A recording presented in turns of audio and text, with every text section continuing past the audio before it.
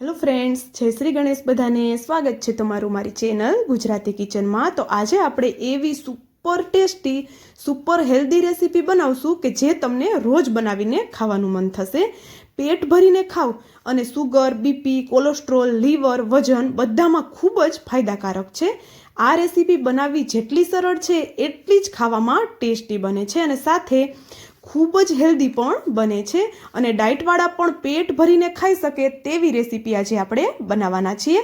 તો ચાલો બનાવવાનું શરૂ કરીએ. એ પહેલાં જો વિડીયો તમને પૂરો જોયા પછી થોડો પણ પસંદ આવે તો વિડીયોને એક લાઇક અને ચેનલને સબસ્ક્રાઈબ જરૂરથી કરી દેજો. તો આ રેસીપી બનાવવા માટે આપણે અહીંયા એક મોટો કપ ભરીને દૂધી લીધેલી છે. તો જો દૂધીની ઉપરની છાલ હટાવીએ એ પહેલાં આપણે એને સરસ એવી વોશ કરી અને પછી આપણે એની છાલ હટાવી અને આવી રીતે નાના ટુકડામાં કટ કરી લેવાની છે. અને કટ કરી લીધા પછી આપણે એને વોશ નથી કરવાની. અને અહીંયા એક નાનો કપ જેટલા મેં પલાળેલા મગ લીધા છે. તો મગને મેં આગલા દિવસે રાતે પલાળીને રાખ્યા હતા અને આખી રાત માટે આપણે એને પલળવા દીધા હતા. તો જો અહીંયા સરસ એવા સોફ્ટ થઈ ગયા છે મગ. તો મગની જગ્યાએ તમે મગની દાળ પણ લઈ શકો છો, પણ ફોતરાવાળી દાળ આપણે લેવાની છે કારણ કે એ વધારે ફાયદાકારક હોય છે. તો જો હવે આપણે મગ અને જે આપણી દૂધી છે બંનેને પીસવાના છે. તો પીસવાના છે એટલા માટે દૂધીના આપણે અહીંયા નાના ટુકડા કરેલા છે જેથી કરીને આરામથી દૂધી પીસાઈ જાય મગની સાથે. અને મગ જો રાત્રે પલાળતા તમે ભૂલી ગયા હોય તો ગરમ પાણીમાં આપણે એને 2 કલાક માટે પલાળી રાખવાના છે. તો હવે આપણે ઢાંકણ ઢાંકી અને પાણીની જો જરૂર લાગે તો 2 થી 3 ચમચી જેટલું પાણી એડ કરીને દરદરું એવું આપણે આને પીસી લેવાનું છે. તો જો વધારે દરદરું પણ નથી રાખવાનું અને સાવ સોફ્ટ પણ નથી કરવાનું. તો થોડું સોફ્ટ થઈ જશે તો ચાલશે, પણ વધારે દરદરું આપણે આને નથી રાખવાનું. અને દૂધીમાં ખૂબ પ્રમાણમાં પાણી હોય છે તો વધારે પાણી એડ કરવાની આપણે અહીંયા બિલકુલ જરૂર નથી રહેતી. બસ પીસતી વખતે જો તમને જરૂર લાગે, પીસવામાં પ્રોબ્લેમ થાય તો તમે અહીંયા 2 થી 3 ચમચી જેટલું જ પાણી એડ કરી શકો છો. વધારે પાણીની બિલકુલ જરૂર નહીં પડે.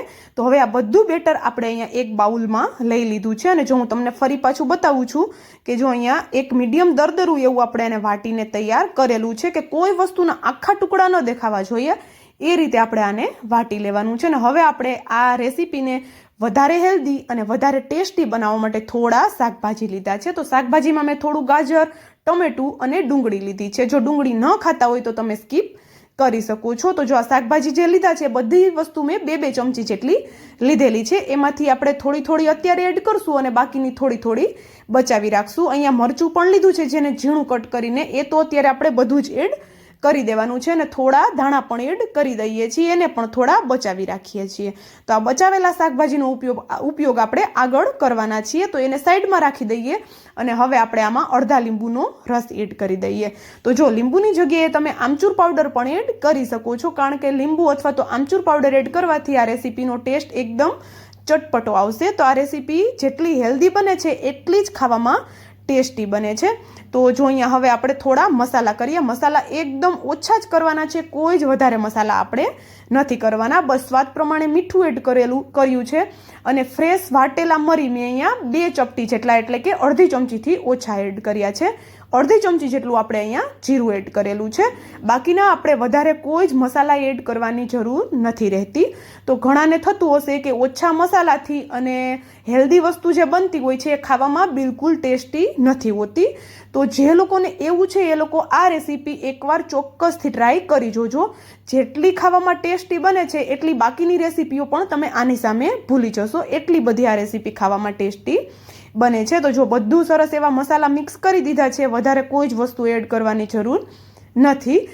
અને જો હવે તમારે આના ચીલા બનાવવા હોય તો તમે દૂધી અને મગની જે પેસ્ટ છે અને જે આપણે શાકભાજી એડ કરીને રાખ્યા છે, બસ એ જ વસ્તુમાંથી કોઈ પણ જાતનો લોટ એડ કર્યા વગર એના નાના નાના તમે ચીલા બનાવી શકો છો. ઘી કે તેલનો ઉપયોગ કરી અથવા તો એમ જ પણ શેકી શકો છો. પણ આપણે આને સ્ટીમ કરવાનું છે. તો સ્ટીમ કરવા માટે આપણે અહીંયા 2 થી 3 ચમચી જેટલો બેસન એડ કરેલો છે. અને જો બેસનની જગ્યાએ તમે અહીંયા રવો પણ લઈ શકો છો, પણ આજે આપણે એકદમ હેલ્ધી વર્ઝન બનાવીએ છીએ એટલા માટે આપણે અહીંયા બેસન લીધેલો છે. અને જો બેસનની સાથે તમે અડધો બેસન અને અડધો રવો એમ પણ કરી શકો છો. તો હવે જો આપણે બેસન એડ કરી અને બધું સરસ એવું મિક્સ કરી દેવાનું છે. અને તમે નોટ કર્યું હશે કે આપણે આમાં બિલકુલ પાણીનો ઉપયોગ નથી કરેલો અને આવું એક ઘટ એવું આપણે આનું બેટર બનાવીને રેડી કરી લેવાનું છે. તો જો આપણે અહીંયા દૂધી અને જે શાકભાજી એડ કર્યા છે એના જ પાણીથી સરસ એવું આપણું બેટર બની જાય છે. તો એક્સ્ટ્રા આપણે કોઈ જ પાણી એડ કરવાની જરૂર નથી રહેતી. તો હવે આપણા ઘરમાં જે આવી કોઈ પણ નાની વાટકી હોય છે એ લઈ લેવાની છે, અથવા તો પ્લેટ પણ તમે લઈ શકો છો. પણ વાટકીમાં બનાવશો તો થોડું સારું દેખાશે અને બાળકો પણ આરામથી ખાઈ લેશે, કારણ કે જો સારું દેખાતું હોય એ બાળકો જલ્દીથી ખાઈ લેતા હોય છે. તો જો હવે આપણે જે પ્લેટ છે વાટકી છે એમાં આપણે હલકું હલકું ઓઇલ લગાવી દઈએ, જેથી કરીને આપણો નાસ્તો છે એકદમ જલ્દીથી બહાર આવી જાય. તો બધી વાટકીને એ જ રીતે આપણે ગ્રીસ કરી લેવાની છે. તો બસ જો ઓઇલ આપણે હલકું જ લગાવવાનું છે, વધારે નથી લગાવવાનું. તો બધી વાટકીને આપણે ગ્રીસ કરી લીધી છે ને એને સાઈડમાં રાખીએ અને ફરી પાછું બેટર હું તમને બતાવી દઉં કે જો આવું ઘટ એવું આપણે આનું બેટર રાખવાનું છે, બિલકુલ ઢીલું નથી કરવાનું, કારણ કે આપણે લોટ અહીંયા ઓછો એડ કર્યો છે અને આપણે એને સ્ટીમ કરશું તો એકદમ જલ્દીથી સ્ટીમ થઈ જાય, એટલા માટે આપણે અહીંયા બેટરને થોડું ઘટ રાખવાનું છે. ને હવે આપણો નાસ્તો અંદરથી એકદમ ફ્લફી બને, એકદમ સોફ્ટ જાળીદાર બને, એટલા માટે મેં અહીંયા એક નાની ચમચી એટલે કે અડધી ચમચી જેટલો મેં અહીંયા ઈનો લીધેલો છે. જો ઈનો એડ કરવો ટોટલી ઓપ્શનલ છે, આપણે હેલ્ધી રેસીપી બનાવીએ છીએ તો ઘણા લોકોને થશે કે ઈનો આપણે એડ ન કરવો જોઈએ. તો જો ઈનો એડ નથી કરવો તમારે તો તમે સ્કીપ આરામથી કરી શકો છો, પણ જો એડ કરશું તો નાસ્તો થોડો ફ્લફી બનશે. તો જો ઈનોની ક્વોન્ટિટી તમે અહીંયા થોડી ઓછી પણ કરી શકો છો તો પણ સેમ રિઝલ્ટ આવશે. અને ઈનોની જગ્યાએ તમે ખાવાનો સોડા પણ એડ કરી શકો છો. મેં તમને ત્રણેય ઓપ્શન આપી દીધા છે કે એડ કરવો છે કે નથી એડ કરવો, એ ટોટલી તમારી ઉપર છે. અને હવે આપણું જે આ ઘટ બેટર છે એને આપણે વાટકીમાં આ રીતે ભરી દેવાનું છે. તો જો હું તમને બતાવું હમણાં કે આપણે જે શાકભાજી બચાવીને રાખ્યા છે એનો ઉપયોગ પણ આપણે અત્યારે જ કરવાનો છે. તો જો વાટકીને થોડી થોડી ખાલી રહે એ રીતે આપણે બેટર ભરી દેવાનું છે. ને તમે જોતા હશો કે આપણું બેટર છે એ નોર્મલ આપણે ઢોકળા બનાવીએ છીએ એના કરતાં ઘટ આપણે રાખ્યું છે. એનું કારણ પણ મેં તમને આગળ વિડીયોમાં જણાવી દીધું છે. તો જો અહીંયા આપણી જે આ નાસ્તો છે એ દેખાવમાં પણ એટલું બધું સરસ બનશે કે કોઈ પણને ખાવાનું મન થઈ જશે. અને મેં જેમ પહેલાં કહ્યું એમ કે ટેસ્ટી પણ આ ખૂબ જ બને છે. આ નાસ્તાના ફાયદા કેટલા બધા છે એ મેં તમને જણાવી દીધું છે. અને તો પણ હું તમને ફરી પાછું કહી દઉં કે બ્લડ પ્રેશર, બ્લડ શુગરને ઘટાડવામાં મદદ કરે છે, લીવરને હેલ્થ સુધારે છે, વજન ઘટાડવામાં મદદ કરે છે અને પાચન તંત્ર પણ સુધારે છે અને સ્કિન માટે પણ ખૂબ જ ફાયદાકારક છે. કારણ કે બધી વસ્તુનો ઉપયોગ આપણે એવો જ કરેલો છે કે આપણી હેલ્થને સુધારે, આપને વજન ઘટાડવામાં, બ્લડ પ્રેશરમાં ઓછું કરવામાં મદદ કરે.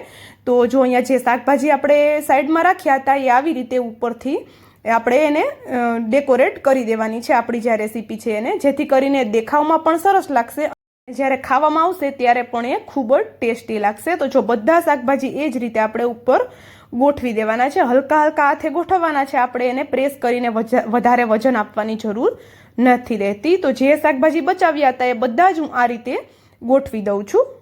અને ઉપરથી હું અહીંયા હલકો એવો જે લાલ મરચું પાવડર હોય છે એ સ્પ્રિંકલ કરું છું.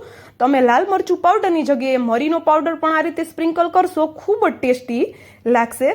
તો જો અહીંયા હું તમને બતાવું હમણાં નજીકથી પણ કે આ જે વાટકી છે દેખાવમાં એટલી સુંદર લાગે છે, એટલી જોરદાર લાગે છે કે કોઈને જોઈને જ ખાવાનું મન થઈ જશે. તો આવી બીજી પણ ઘણી હેલ્ધી રેસીપી મેં મારી ચેનલ ઉપર અપલોડ કરેલી છે, એમની લિંક હું નીચે આપી દઈશ, તમે એ રેસીપી પણ ચેક કરી શકો છો. તો જો અહીંયા હવે આપણે સ્ટીમર ગરમ કરી લીધું હતું પહેલેથી જ, તો એમાં હવે જે આપણે વાટકી બનાવીને રાખી છે તે આવી રીતે ગોઠવી દેવાની છે. અને આપણે અહીંયા સ્ટીમ કરીએ છીએ તો ખૂબ જ હેલ્ધી એવો આપણો નાસ્તો બનીને તૈયાર થશે.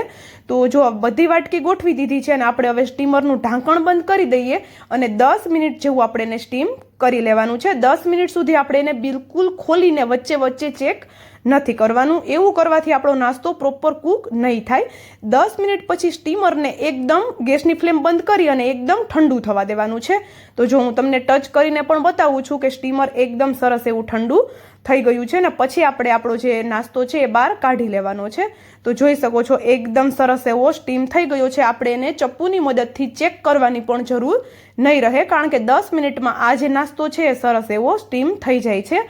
તો ચાલો હવે હું તમને નાસ્તાને ડિમોલ્ડ કરીને પણ બતાવી દઉં છું. જો આવી રીતે ચપ્પુની મદદથી આવી રીતે ફેરવશું કિનારીઓ પર એટલે આરામથી આ નાસ્તો બહાર આવી જશે, કારણ કે આપણે એને ઓઇલથી ગ્રીસ કરેલો હતો. અને જોઈ શકો છો તમે એકદમ સરસ એવો જાળીદાર ફ્લફી બન્યો છે.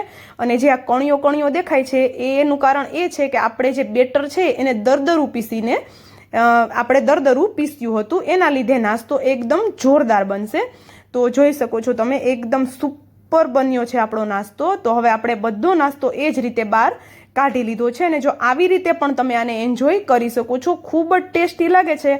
પણ આપણે આમાં એક ટેસ્ટીવાળો વઘાર કરીએ. વઘાર કોઈ આપણે બીજો નથી કરવાનો, બસ હલકું ઓઇલ લેવાનું છે, એનો જ આપણે વઘાર કરવાનો છે. પણ જો તમારે બિલકુલ તેલનો ઉપયોગ નથી કરવો તો સિમ્પલ તમે આ રીતે ખાશો તો પણ એટલો જ ટેસ્ટી લાગે છે. પણ આપણે વઘાર કરીએ છીએ તો 1 ચમચી જેટલું ઓઇલ, એમાં અડધી ચમચી જેટલી રાઈ અને થોડા તલ, બધી વસ્તુનો વઘાર આપણે આ રીતે જે નાસ્તો છે એની ઉપર રેડી દેવાનો છે. એકદમ દેખાવમાં પણ સરસ લાગશે અને નાસ્તો ટેસ્ટી તો બને જ છે. તમે મને કોમેન્ટ કરીને જરૂરથી કહેજો કે તમને આ હેલ્ધી અને ટેસ્ટી નાસ્તાની રેસીપી કેવી લાગી. તો જો બધા નાસ્તાની ઉપર એ જ રીતે વઘાર આપણે એડ કરી દીધો અને આપણો અહીંયા નાસ્તો ખાવા માટે એકદમ રેડી થઈ ગયો છે. And thank you for watching.